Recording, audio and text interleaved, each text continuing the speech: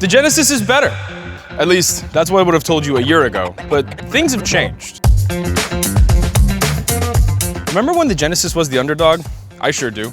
But now it's one of our favorite compact luxury crossovers. It's quiet, comfortable, beautifully made. It's everything you want. The X3, however, is the old dog, but for 2025, it's got some new tricks. And it looks like that. This is actually the X3 we bought for our 1-year road test fleet, and almost everything is new. Styling, tech, interior, all cutting edge. Today, we are going to go through everything: tech, interior, luxury stuff, plus cargo space, and of course, what they are like to drive, and everything else you might miss on a quick dealership drive. You ready? We're Edmunds, and we test hundreds of cars each year on the road and at our private track, so you get the most trusted reviews. If you want to know which car, truck, or SUV is the best, then stick with us. Bentley interior, BMW price tag. Seriously, the inside of this thing is world class. But as a package, the Genesis isn't perfect. The biggest change from last year is the addition of this huge 27-inch OLED panel. The screen used to be up here, but they've brought it down into one continuous piece of glass. There's some pretty neat tech in here too, like a way to prepay at gas stations and a killer Bang & Olufsen sound system that's standard on the V6 cars but optional on the higher trims of the 4-cylinder cars. There's also some tech that's not so useful in here, like this 3D setup menu. It's basically another version of other menus, but instead of diving through screens, you can flip your car around, which is cool, I guess. Also, I'm not the biggest fan of the design of Genesis' infotainment setup. It just looks like a bunch of iPhone icons tacked on together. It doesn't really have any identity or personality, but at least it's functional, it works. Another thing I wanted to point out is while one continuous screen looks cool, there's really no practical advantage to it here. Genesis hasn't taken advantage of using the entire screen all of the time. CarPlay, for example, has this fake border that's put in between the instrument display and the infotainment panel, and I just think that they could have taken better advantage of using all of the screen all at once. As a centerpiece though, it's pretty cool. Design is a really strong point throughout the Genesis. Subtle design tweaks on the outside sharpen what was already a pretty handsome look, but I really dig this interior.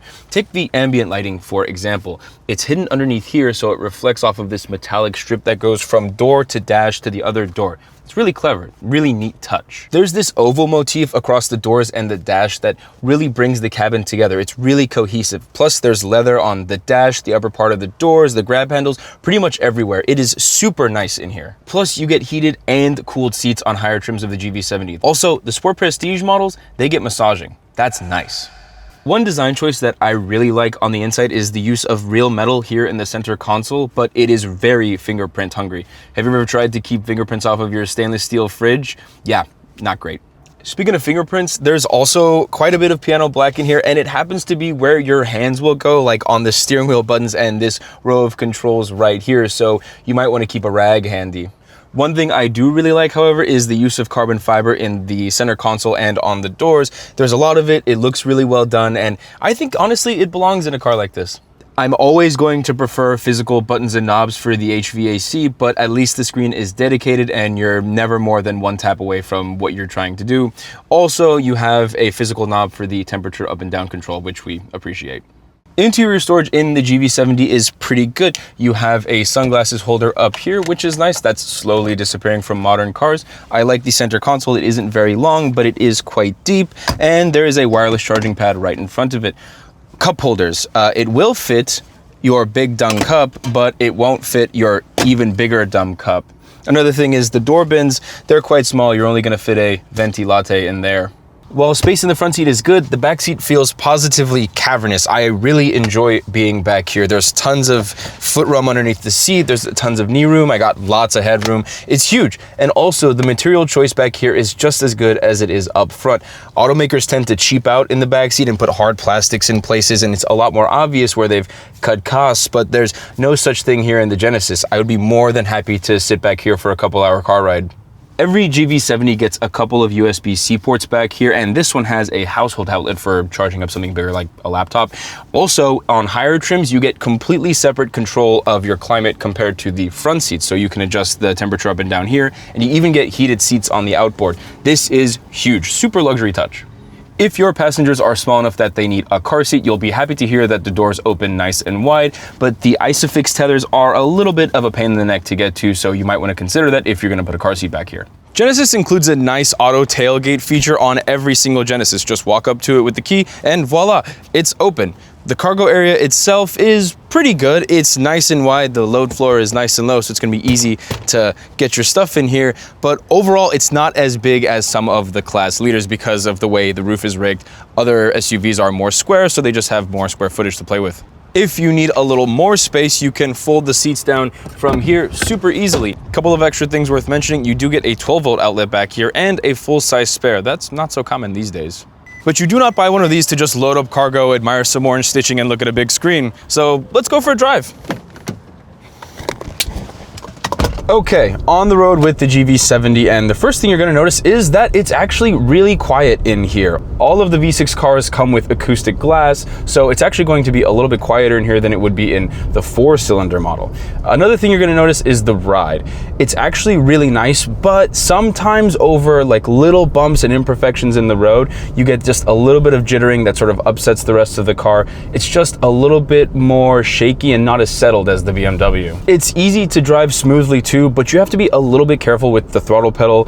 If you dig in too much, you're going to get a downshift and a huge surge. So the powertrain can be just a little bit too difficult to modulate perfectly, but as long as you drive with a gentle foot, you're going to be just fine.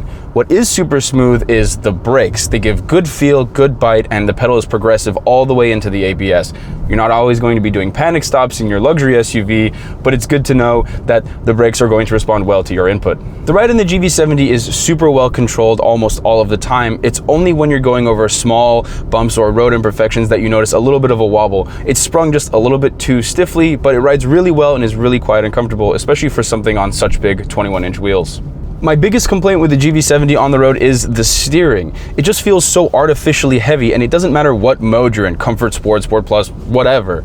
The point is, it's heavy for being heavy's sake. It doesn't feel accurate or sharp in the way the BMW does. And I'm not saying that BMW has all of a sudden become an expert on steering tuning. It still has its problems, but the Genesis has a lot of work to do in that particular area. If you want to reduce fatigue on a longer drive, the Genesis has you covered. There are a ton of standard safety features here.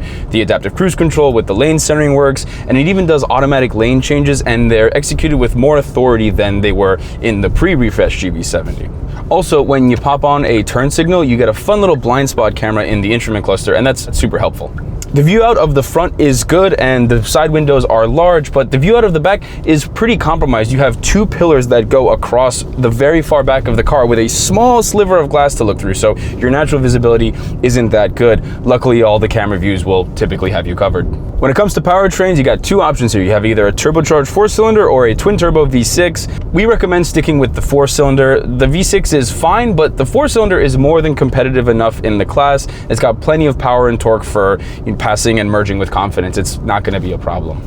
This V6 is just a little bit disappointing. When we strapped our testing gear to it, it was less than half a second quicker than the 4-cylinder, and the power isn't always there when you need it. There's just a little bit of lag in that throttle response. Now, there's another caveat, which is that the 4-cylinder is actually super inefficient, which means the V6 pays a very small MPG penalty. However, we don't think it's worth the $8,000 upgrade. The Genesis is a strong pick if you're looking for something that's comfortable and relatively sporty, but that part I already knew. What I'm more curious about is what's up with that new BMW?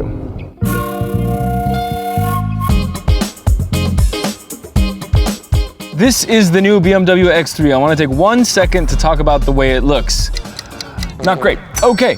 Is it actually a good luxury SUV, or is it just cashing in on BMW's reputation? Let's find out. Check out the ambient light in here. BMW first debuted this setup in the 7 Series, and it's nice to see it trickle down to the X3. Plus, all the colors have fun names like Citrine, Azure, and Emerald, so you can feel like a sophisticate even though deep down you know you're really not. On the tech front, BMW has a digital instrument cluster and an infotainment screen underneath the same piece of slightly curved glass. The screens are just as clear and as crispy as they are in the Genesis, so it's a bit of a tie there. It's two separate displays, not just one, and the infotainment itself isn't as intuitive as it is in the Genesis. The icons are a lot smaller, and it's basically like scrolling through a big app store, but once you get used to it, you'll find your way around in no time. The best way to control it, at least while you're on the road, is this little glass rotary knob. It's similar to what's in the Genesis, but BMW has been doing that for a lot longer. But if you prefer, you can just touch the screen too. There are two USB-C ports down here, a 12-volt charging port in here, and wireless Android Auto and Apple CarPlay are standard. There's also a surprisingly reliable wireless phone charger. The software behind the screen is super snappy and responsive. My biggest complaint is that the vast majority of the climate controls are hidden in a separate menu that you have to go through the screen to manipulate. Buttons are just better, and I've said that I don't know how many times, but we're just gonna have to live with it. A couple other things to note about the front of the X3. I like the design. It feels very fresh and modern in here. I also like these seats. I like the way they hug you in the side bolsters, and I like the adjustable under thigh support you get here. But it's worth noting that you can't get cooled seats in the 4-cylinder X3 like you can in the 4-cylinder GV70. If you want cooled seats, you're gonna have to step up to the M50, and that's a lot more money. After sitting in them back to back, there is definitely better small item storage in the X3. You get this big bin here in front of the center console, which you don't get in the GV70, and the center console is a little bit deeper and a little bit longer. You don't get a place to put your sunglasses, however. As for cup holders, your big dumb cup will fit in here, in either of them, no problem. And also, you can fit a giant water bottle in the door bin. That was definitely not going to happen in the GV70. But by far and away, my biggest complaint with the X3's interior is the material choice and quality of it. This is hard plastic, this is hard plastic. It just doesn't feel very nice to the touch. In the Genesis, you are bathed in metal and leather and nice stitching, and you don't get any of that in here, at least not to the same degree. It really feels like BMW cheaped out.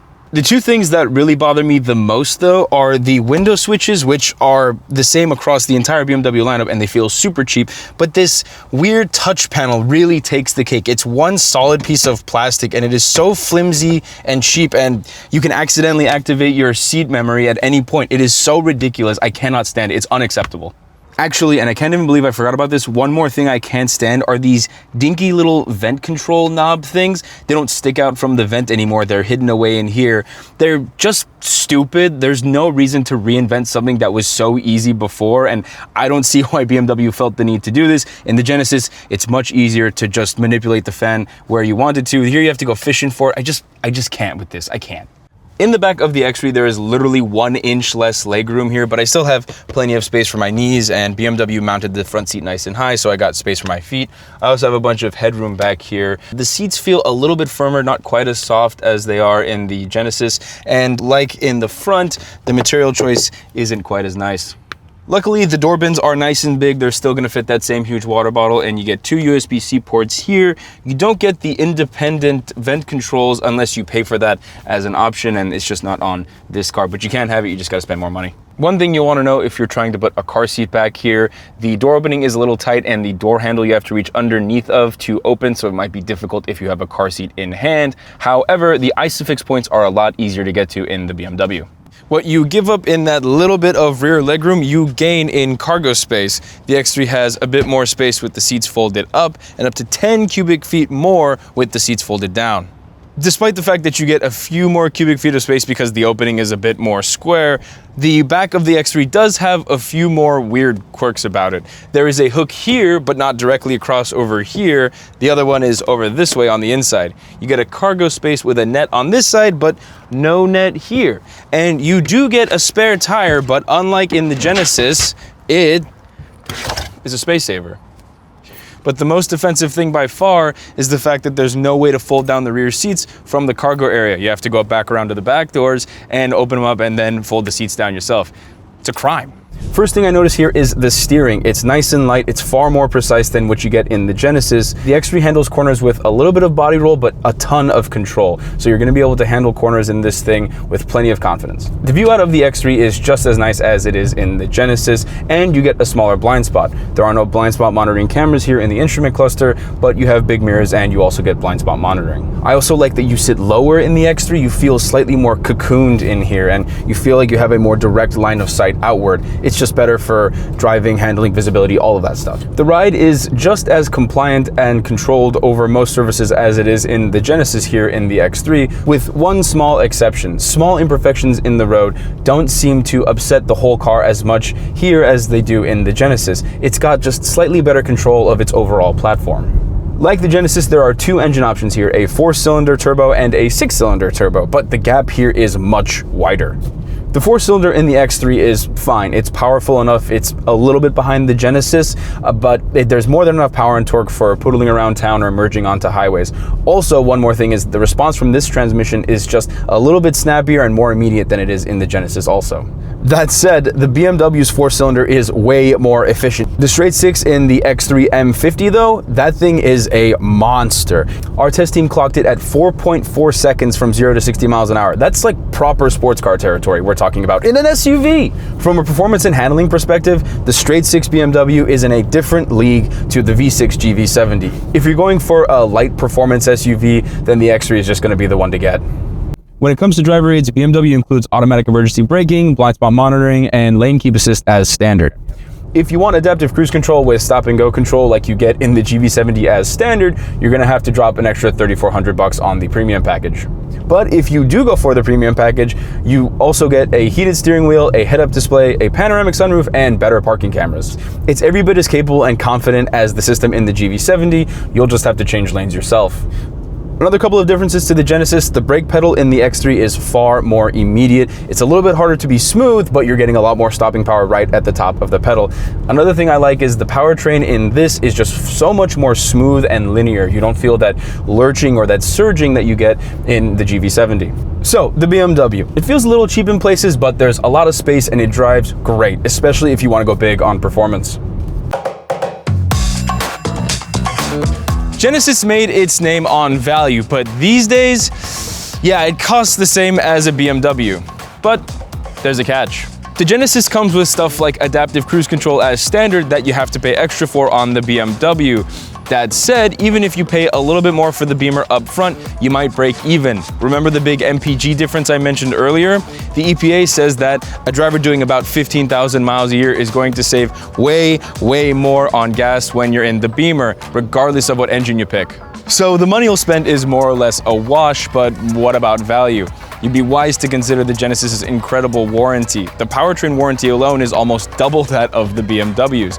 As for the dealership experience, there are 350 BMW dealerships across the country, only 70 dedicated Genesis dealerships across the country, and they're centered around Florida, Texas, Illinois, and California. Genesis, I know, is working on bringing more bespoke dealerships, but that's just the way things are right now.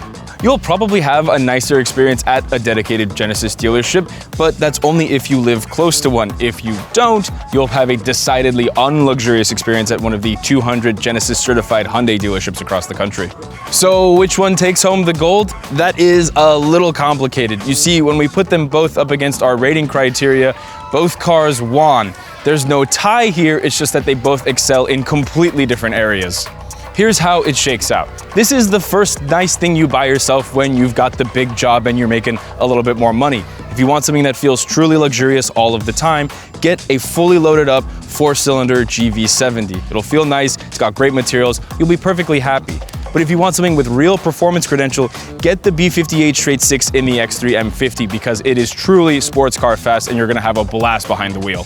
To me, the Genesis better sells that luxury experience, that feeling for most people, those high quality materials, that excellent build quality. It well supersedes any shortcomings in terms of cargo space and fuel economy. If you want something with a traditional luxury badge and you have a little bit more coin to spend, then the BMW is a solid choice too. Just beware that the inside isn't quite as nice and might not be exactly what you're expecting. As for me, I'd have the Genesis, but I'm not gonna fault anyone for taking the BMW.